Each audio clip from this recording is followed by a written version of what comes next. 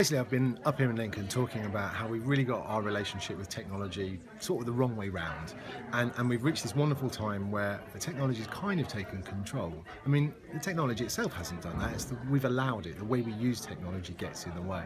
And so all I've been trying to do today is just remind people that we control the technology. We're the guys pushing the buttons. And actually, there's amazing things that can happen if we just get it in the right place. Okay, and so how is it you yourself have noticed things that have been done completely differently? How do you think that's been implemented in your everyday life? Me personally, or just Kind of in your working role and... So I spend my life talking to people about sort of how we've got technology wrong and what we can do. And what's lovely for me is from time to time you find organisations or individuals who are actually starting to reaffirm their relationship with technology. And they're doing things that maybe are really counterintuitive. They're using technology less. Now that may not sound like right, but actually what they're doing is they're choosing to actively use technology when it can add value, and when it can't, they switch it off. I'm seeing people, even my own personal experience, one of the things that I find now is that if the technology can't help what I'm doing, do you know what? It should be switched off and should be somewhere else. If it can, that's fantastic. So I'm no longer that sort of distracted dad who's, when I'm talking to my son, I'm sitting there, whatever, I'm just, catching up, and it's really interesting, I'll catch up with you in 5. It doesn't happen anymore. Every now and again it does. And I feel better for it, and my son's like, bloody hell, I didn't realise that I had a dad that could engage with what I was doing. So it's these little things that are just really important. You see little signs of them everywhere you go. And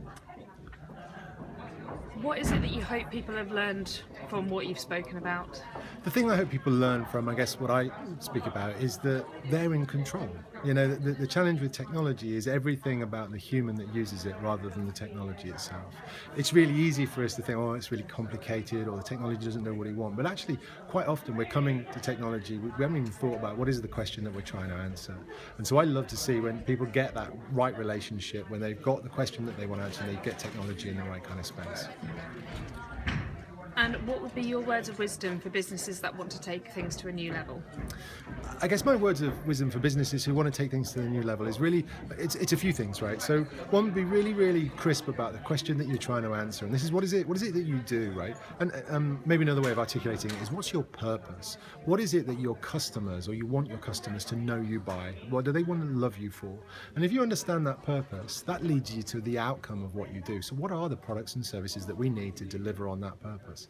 And if you start from the end result and then work backwards, you end up in a much better place with what you do with technology. Whereas what organizations typically do today is they look at the processes they have and they think, well, how can we make these more efficient, irrespective of whether the outcome of those processes is any good or not. So it's really start with the outcome, focus on the purpose. That's the bit that your customers will love you for. If you get that right, the technology will make short work of everything else.